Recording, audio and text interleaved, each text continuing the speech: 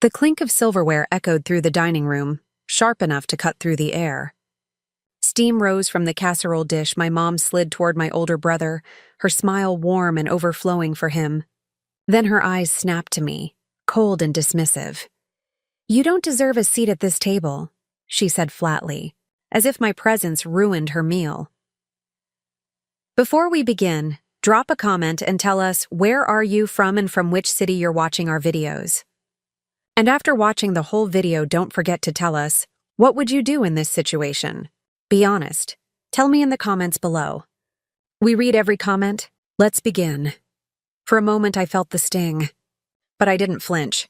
I took a calm sip of water, the glass trembling slightly in my hand, not from fear, but from restraint. The silence stretched thin. Then I set it down, leaned forward, and replied, "Then don't expect the $12,400 that kept this house standing." The room froze. My brother's fork clattered against his plate. My father's eyes widened. My mom's face paled, her hand still hovering over the casserole dish like she'd been caught stealing. What are you talking about?" she stammered, her voice breaking for the first time that night. I held her gaze. "The bills you couldn't pay. The mortgage that was about to collapse. The utilities you swore were under control. Guess who wired the money every month while you pretended it came from nowhere? Me." Her lips parted, but no sound came out. My brother shifted uncomfortably, his usual smug confidence cracking. He had always been the golden child, the one praised for achievements, even when he didn't lift a finger. Me? I was the one called dramatic, ungrateful, undeserving. Yet when everything nearly fell apart, I was the only one who stepped up. "Is this true?" my father asked, his voice low, almost afraid of the answer. Mom's jaw clenched. "She's exaggerating. Don't listen to her. She's just bitter." "Bitter?" I laughed under my breath, though it came out more like a choke. "I'm not bitter. I'm done. Done being treated like the problem while quietly holding this family together. You wanted me silent, invisible, disposable, and I played along, until now." My brother cleared his throat, trying to shift the weight off his shoulders. "You don't have to turn this into a scene, Harper. It's dinner." "Dinner?" I snapped, my voice sharper than I intended. "You sit there with your hand out, knowing I'm the reason the light stayed on, while Mom makes me the villain. Do you know how humiliating it is to eat scraps in my own home while covering the debts none of you acknowledge?" The air grew heavier with each word. My father's hands trembled slightly as he reached for his glass, unable to meet my eyes. My mom still looked defiant, but the twitch in her jaw betrayed her fear. "You should have just helped quietly," she hissed finally. "Family doesn't throw money in each other's faces." "Family?" I leaned forward, my chest tightening. "Family doesn't break you down, call you worthless, and hand your seat to someone else at the table you helped build. That's not family. That's leeches disguised as love." Her face twisted, but she didn't reply. My brother stared at his plate like it would swallow him whole. My father sighed, old and tired, but still cowardly. For the first time in years, I didn't feel like the one on trial. I felt the shift, like the truth had finally cracked the walls they built around me. And I wasn't about to let them patch it up again. I pushed my chair back slowly, the wooden legs scraping against the floor in a way that made every head jerk toward me. "You don't want me here? Fine, but don't you dare forget who held this house together while you treated me like a stranger." The room remained dead silent. No one spoke, no one moved, just the weight of the truth, finally out in the open.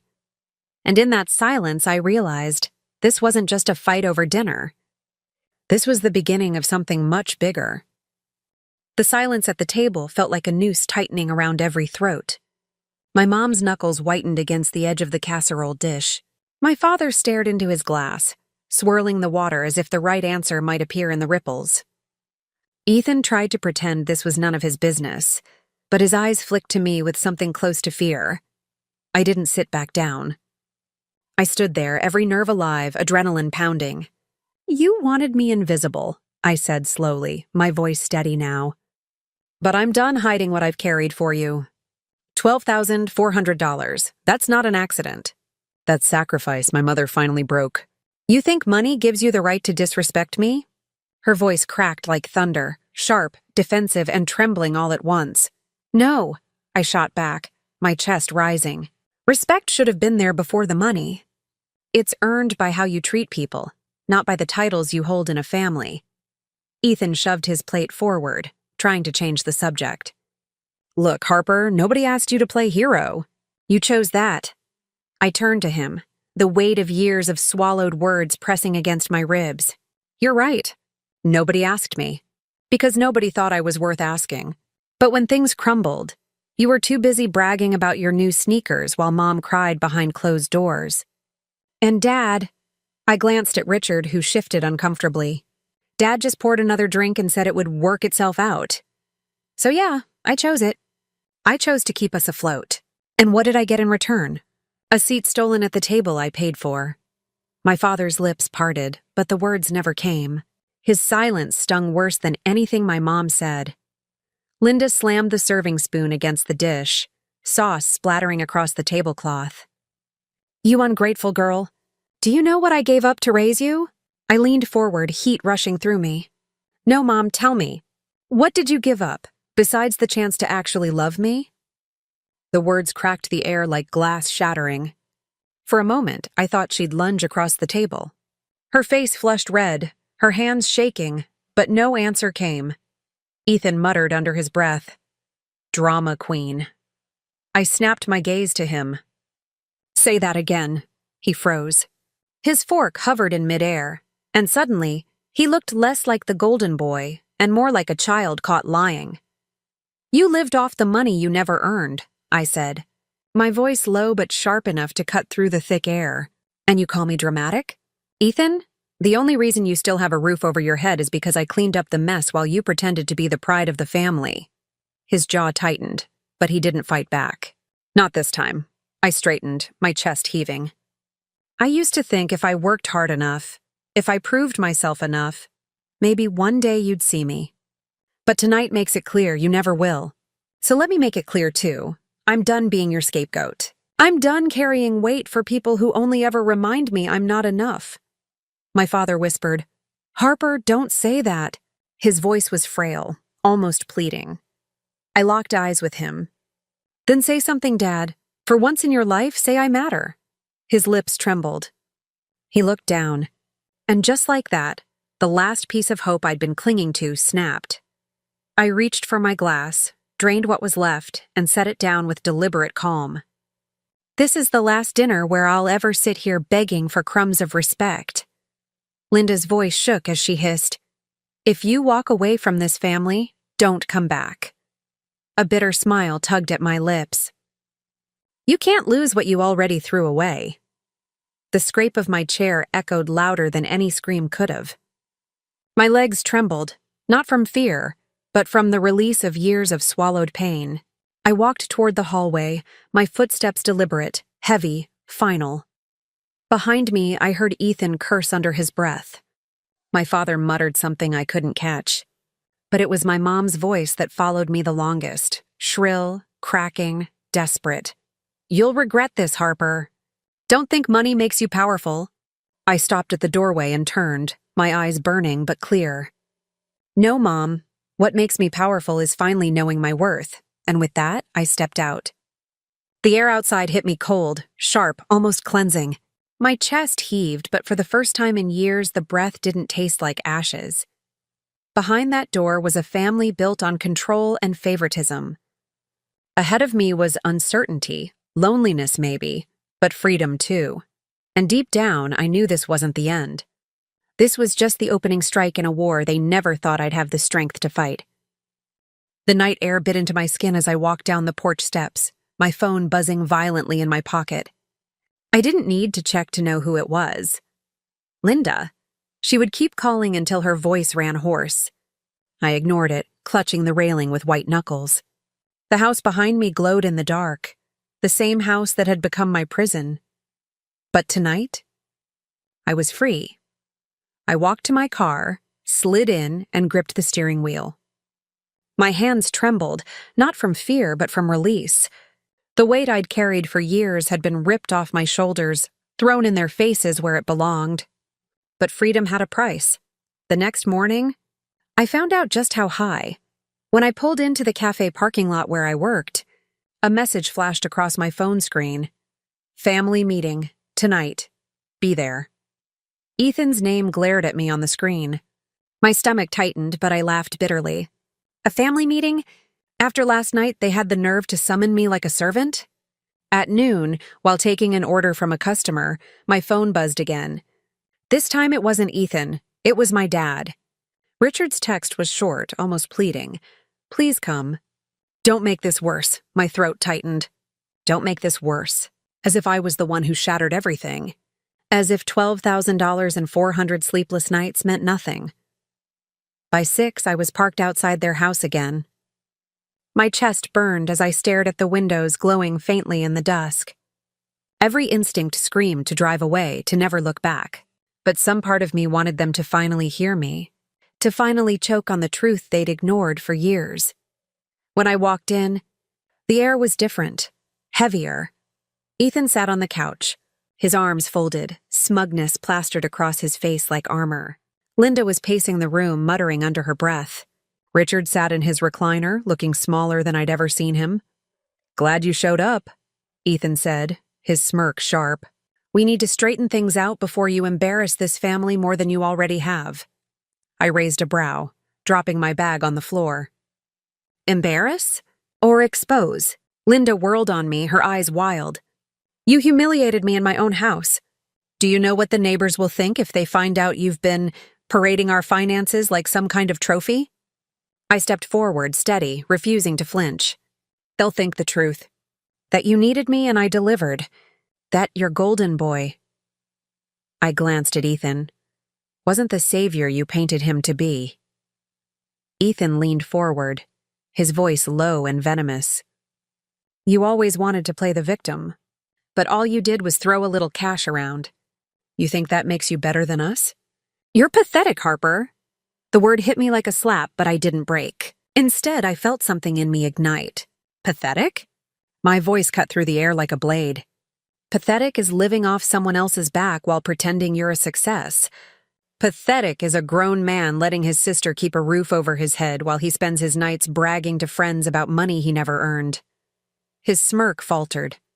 I turned to my father. And pathetic is staying silent, Dad. Watching it all happen and never once telling me I mattered. Richard flinched. His lips parted, but Linda snapped before he could answer. Enough. You think you're better than us because of money? You're nothing without this family. Nothing. I laughed, dark, bitter, raw. Funny. Without me, you wouldn't even have this house. The room went silent. Ethan stood, trying to loom over me. If you don't drop this, Harper, I swear I cut him off. You swear what? That you'll finally take responsibility? That you'll finally admit you're nothing without the lies Mom feeds you? Go ahead, try. His fists clenched, his face red. But he didn't move. I took a deep breath, steadying my voice. Last night was just the start. I'm done being your crutch.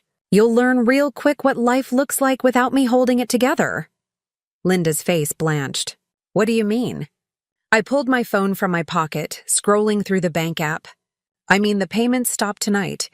No more checks. No more hidden transfers. If you want this house to stand, you'll have to do it without me. Her knees buckled as she grabbed the back of a chair. Ethan's mouth fell open, his bravado crumbling. Richard sat frozen, his eyes filling with something that looked almost like shame. You can't just cut us off. Linda's voice rose in panic. We raised you! You raised me to believe I was nothing, I said softly but firmly. Now I'm raising myself into someone stronger than you ever wanted me to be. I picked up my bag, slung it over my shoulder, and walked toward the door. Linda's voice cracked behind me. If you leave like this, don't expect us to forgive you. I paused at the doorway, turning just enough for them to see the fire in my eyes. I'm not leaving for forgiveness. I'm leaving for freedom. And with that, I walked out. For the first time in my life, the sound of the door slamming shut wasn't a prison closing me in. It was the start of something new. The door slammed behind me, the echo trailing into the night like thunder. My chest heaved, but this time the weight was gone. No more invisible chains, no more begging for respect. I walked down the steps, keys tight in my fist, and whispered to myself, "This ends here." The next few days were quiet, eerily so. No calls from Linda, no smug texts from Ethan. Even my father stayed silent. At first, I thought maybe they'd finally given up trying to control me. But by the third day, I learned the truth. When I pulled up to the cafe for my shift, I saw them, Linda and Ethan, arguing in the parking lot, their voices low but sharp. Linda's face was pale, her eyes frantic, while Ethan kept waving his arms in frustration. I stayed in my car, watching through the windshield, their words muffled but their desperation clear. The house payment was due, and for the first time, I hadn't sent the money. That night, a knock rattled my apartment door. Hard, frantic, almost angry. I opened it to find Ethan standing there, his jaw clenched, his eyes stormy. "You think this is funny?" he snapped, shoving past me into the living room. "Mom's losing her mind. Dad won't even look at her. We're about to lose the house." I closed the door calmly and leaned against it. "Good. Maybe you'll finally learn what it means to take responsibility." Ethan spun around, his face twisted. "You can't just cut us off. We're family." The word hit me like a slap. I laughed bitterly, shaking my head. "Family? You called me pathetic 2 nights ago. Mom told me I didn't deserve a seat at the table. And now suddenly we're family again?" He flinched, his bravado cracking. "You don't understand." "No," I cut in, my voice sharp. "I understand perfectly. You only see me as useful when I'm paying your bills. When I stop, suddenly I'm selfish. But you know what's selfish, Ethan? Living off me like a parasite while acting like the sun rises for you." His face flushed red, his fists tightening at his sides. But he didn't speak. He couldn't. I stepped closer, lowering my voice. "You want to save the house? Get a job. Cut the credit cards. Sell your sneakers. Do something other than sit around waiting for me to fix your mess." Ethan's jaw worked, but no words came. Finally, he shoved his hands into his pockets and stormed out, slamming the door so hard the frame shook. The silence afterward was almost sweet. 2 days later, I got a call, not from Linda, not from Ethan, but from Richard. His voice was tired, weaker than I remembered. "Harper," he said softly, "we can't cover the payment. Your mom, she's begging me to call you. I know I should have spoken up sooner. I didn't want to choose sides." My throat tightened, but I steadied my voice. "You already chose sides, Dad. Every time you stayed silent, you chose." The line went quiet. I could almost hear him swallow. Finally, he whispered, "I'm sorry." For the first time, the words sounded real. But they were years too late. "I'm not coming back," I said firmly. "You all wanted me small. You wanted me quiet. But I've built something outside of that house, and I'm not throwing it away to keep saving people who never once saved me." He sighed, long and heavy. "I understand." And just like that, the call ended. That week, the house went into foreclosure. The neighborhood whispered. The facade of the perfect Miller family finally cracked. Linda stopped showing her face at community events. Ethan's friends stopped coming around. And Richard? He disappeared into the background just like always. As for me, I thrived. The money I once funneled into their survival went into mine. I picked up extra hours, saved aggressively, and within months, I signed the lease on a new apartment. Bright, clean, and mine alone. No more suffocating walls, no more voices telling me I wasn't enough. One evening, while sipping coffee on my new balcony, I scrolled through my phone and saw it. Linda's message. Just 3 words. "We need you." My thumb hovered over the screen. For years, those words would have broken me, would have dragged me back into their orbit, desperate to prove my worth. But not anymore. I typed back slowly, deliberately. "You had me. And you threw me away." Then I blocked her number. For the first time in my life, the silence wasn't heavy. It was peace. And as the sun dipped below the horizon, I realized something powerful. I didn't lose a family. I escaped one,